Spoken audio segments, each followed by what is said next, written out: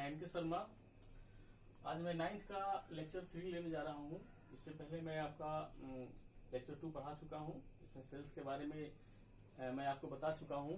Living organism में different type के prokaryotic हो या यूकैरियोटिक हो ना, या मल्टीसेलुलर हो यूनिसेलुलर हो, सभी में डिफरेंट टाइप्स के सेल्स पाए जाते हैं ना।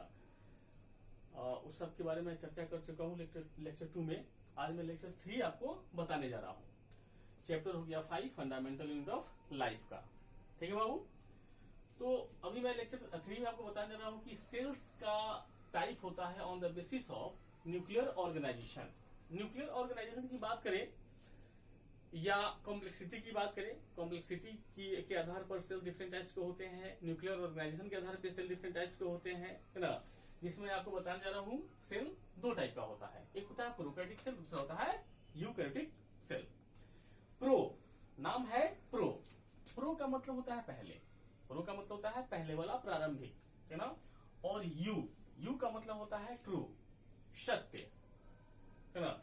और कैरियन का मतलब होता है न्यूक्लियस। कैरियन का मतलब होता है न्यूक्लियस। कैरियन का मतलब न्यूक्लियस। तो यूकैरियोटिक और प्रोकैरियोटिक सेल्स की बात करें तो नाम से ही पता चलता है वैसा सेल जिसमें शुरुआती का पहले का न्यूक्लियस हो। पहले का जो भी न्यूक्लियस का जो कैरेक्टरिस्टिक था उस तरह का अगर कैरेक्टर मिलता हो तो उसको बोलते हैं प्रोकैरियोटिक सेल।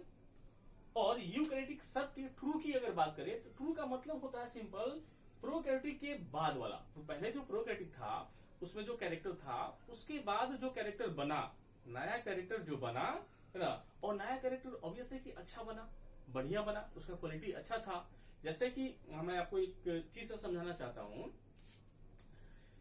कोई भी साइंटिस्ट कुछ भी बनाता है, कोई भी एक मॉडल, जैसे आप मोबाइल की बात करते हैं। आजकल मोबाइल हर घर घर में है। घर घर क्या, हम देखें कि एक घर में अगर 5 मेंबर है तो 5 मेंबर के पास मोबाइल है। तो याद कीजिए वो दिन जब मोबाइल पहले का हुआ करता था, जब स्टार्टिंग में जो मोबाइल बना था, पहले का जो मोबाइल स्टार्टिंग प्रो, है ना, पहले का जो मोबाइल बना था कैसा था, बहुत ही सिंपल टाइप का था। और पहले का मोबाइल तो 1-1 किलो का हुआ करता था। बड़ा बड़ा मोबाइल 1-1 किलो का हुआ करता था, एंटीना लगा हुआ करता था। उसके बाद जब कहने का मतलब है कि पहले का जो बना था तो उसमें फीचर्स थोड़ा सा कम था और डिजाइन चूंकि पहले शुरुआती था तो उसका बनावट थोड़ा अभी के मोबाइल की अपेक्षा बढ़िया नहीं था। सिंपल सी बात है, उसमें फीचर्स बहुत कम थे, उसका क्वालिटी बहुत ही अच्छा नहीं था। उसका क्वालिटी अच्छा नहीं था। तो अभी का आप मोबाइल देखिए, प्रोकैरियोटिक के हिसाब से मैं आपको समझाना चाह रहा हूं। तो अभी का मोबाइल देखिए और पहले का मोबाइल का सोचिए कैसा हुआ करता था। अभी बहुत ही एडवांस मोबाइल हो चुका है। चूंकि काम धीरे धीरे होते रहा और डेवलपमेंट होते रहा। इंजीनियर्स भी हमारे जो पहले बनाए थे मोबाइल उसकी क्वालिटी में और अभी की क्वालिटी में बहुत सारा अंतर है। उसी तरह से प्रोकैरियोटिक सेल है। तो प्रोकैरियोटिक सेल का जो पहले का जो न्यूक्लियस था, न्यूक्लियर जो ऑर्गेनाइजेशन था, थोड़ा बेहतर नहीं था। और जो बाद में जो यूकैरियोटिक सेल बना, और यूकैरियोटिक सेल को डेवलप सेल कहा जाता है, highly develop modern cell, recent का सेल, है ना। तो रिसेंट का है, हाईली डेवलप्ड है, मॉडर्न है। तो इसका जो न्यूक्लियस है वेल डेवलप्ड है, वेल ऑर्गेनाइज्ड है ना। तो प्रोकैरियोटिक सेल और यूकैरियोटिक सेल 2 तरह का सेल होता है। अभी मैं आपको प्रोकैरियोटिक सेल बता रहा हूं। प्रोकैरियोटिक सेल की बात करें तो प्रोकैरियोटिक सेल का जो न्यूक्लियस होता है वह इंसिपिएंट होता है। इंसिपिएंट का मतलब ही होता है प्रारंभिक। इंसिपिएंट का मतलब होता है प्रारंभिक, ठीक है। तो प्रोकैरियोटिक सेल का जो न्यूक्लियस होता है वो प्रारंभिक टाइप का होता है, पहले वाला होता है। स्टार्टिंग का जो भी कमी था वो सब कमी उसमें पाया जाता है ना। उसमें कंपार्टमेंटलाइजेशन नहीं पाया जाता है। कंपार्टमेंटलाइजेशन की अगर बात करें तो हर सेल के अंदर पाए जाने वाले जितने भी ऑर्गेनेलिज है, जितने भी कंपोनेंट्स है, सब अपने अपने कंपार्टमेंट में बटा हुआ, सभी के पास अपना अपना मेम्ब्रेन। सारे सेल ऑर्गेनेलिज अपने अपने मेम्ब्रेन के द्वारा, अपने अपने सेल ऑर्गेनेलिज के मेम्ब्रेन के द्वारा घिरा हुआ नहीं होता है, मतलब बढ़िया से बटा हुआ नहीं होता है, वेल ऑर्गेनाइज वे में नहीं होता है। तो इसमें क्या होता है, कंपार्टमेंटलाइजेशन नहीं होता है ना। इसका जो साइज होता है स्मॉलर होता है, इसका साइज स्मॉलर होता है, स्मॉलर इन साइज। अब स्मॉलर साइज की अगर बात करें तो किसके रिस्पेक्ट में, तो हम यूकैरियोटिक के रिस्पेक्ट में इसको हम पढ़ रहे हैं। सिंपल होता है, स्मॉलर साइज का होता है यूकेरियोटिक के रिस्पेक्ट में। इसका जो मल्टीप्लीकेशन होता है फास्ट मल्टीप्लाई करता है, बहुत ही तेजी से मल्टीप्लाई करता है ना।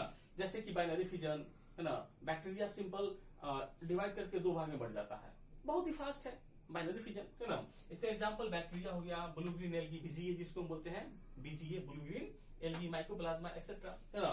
तो इसका एग्जांपल्स हो गया। They may vary greatly in shape and size, इनका शेप और साइज बहुत ही डिफरेंट होता है ना। अभी आप देखें बैक्टीरिया में ही बहुत सारे का शेप साइज होता है ना। तो इसका शेप और साइज वेरी करता है, ठीक है बाबू। हाँ बच्चों, सेल के शेप का बात हुआ है। सेल जो प्रोकैरियोटिक होता है उसका शेप है ना। The 4 basic shapes of bacteria. Prokaryotic की हम बात करें, प्रोकैरियोटिक सेल की बात करें तो मेनली हम बैक्टीरिया से उसकी बात करेंगे। बैक्टीरिया का अगर स्टडी करते हैं तो प्रोकैरियोटिक सेल का ही स्टडी होता है ना। तो मेनली हम बैक्टीरिया की बात करते हैं। तो जनरली कितना होता है, तो 4 बेसिक शेप्स ऑफ बैक्टीरिया। एक होता है बैसिलस। बैसिलस का मतलब होता है रॉड लाइक। बैसिलस का मतलब रॉड लाइक, लंबा रॉड लाइक की बात करेंगे, बैसिलस है ना। कॉकस, कॉकस का मतलब होता है स्फेरिकल। कॉकस का मतलब स्फेरिकल बैक्टीरिया है ना। विब्रियो जो कॉमा शेप होता है, विब्रियो की बात करते हैं तो कॉमा से बैक्टीरिया को बोलते हैं विब्रियो। अगला होता है स्पाइरुलम। स्पाइरुलम मतलब spiral, spiral shape, spiral shape है ना। तो विब्रियो क्या होता है, स्पाइरल शेप। तो हम प्रोकैरियोटिक सेल की बात करें, बैक्टीरिया की बात करें तो जनरली 4 बेसिक शेप होता है इसका, बैसिलस, कॉकस, विब्रियो, स्पाइरुलम है ना। तो यह बैक्टीरिया का 4 शेप हो गया। इसका सेल डिफरेंट शेप का होता है, तो 4 शेप में आपको देखा जाएगा। प्रोकैरियोटिक सेल्स के पास क्या होता है, वेल डिफाइंड न्यूक्लियस नहीं होता है। मैंने पहले से भी आपको बता रहा हूं कि वेल डिफाइंड न्यूक्लियस नहीं होता है, ठीक है बाबू। जेनेटिक मटेरियल की बात करते हैं तो प्रोकैरियोटिक सेल का जो जेनेटिक मटेरियल होता है जनरली वह नेकेड होता है। मतलब नेकेड कहने का मतलब इसका जो न्यूक्लियस वेल डिफाइंड नहीं होता है, न्यूक्लियर मेम्ब्रेन से घिरा हुआ नहीं होता है।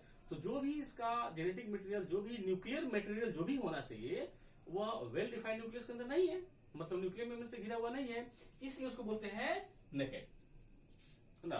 तो जेनेटिक मटेरियल इसका क्या होता है, बेसिकली नेकेड होता है। तो फिर बात होता है कि न्यूक्लियस की बात नहीं हो रहा है, न्यूक्लियर मेम्ब्रेन नहीं है, तो फिर जेनेटिक मटेरियल है कहां उसका। तो जेनेटिक मटेरियल इस स्पेशल खास तरह के एक स्पेशल टाइप के स्ट्रक्चर के अंदर पाया जाता है जिसको बोलते हैं न्यूक्लियोइड। तो प्रोकैरियोटिक सेल का जो जेनेटिक मटेरियल होता है न्यूक्लियोइड के अंदर में होता है ना। इसका न्यूक्लियस क्योंकि इनवेलप से घिरा हुआ नहीं है, इसलिए वो न्यूक्लियोइड के अंदर में पाया जाता है इसका जेनेटिक मटेरियल। और इसमें बाबू हिस्टोन प्रोटीन नहीं पाया जाता है। प्रोकैरियोटिक सेल का जो क्रोमोसोम होता है उसमें हिस्टोन प्रोटीन नहीं पाया जाता है। इसमें क्या होता है, हिस्टोन प्रोटीन की जगह पर, हिस्टोन प्रोटीन के प्लेस में क्या होता है, उसके स्थान पर पाया जाता है न्यूक्लियोइड प्रोटीन। तो यह कैरेक्टर हो गया प्रोकैरियोटिक सेल का है ना।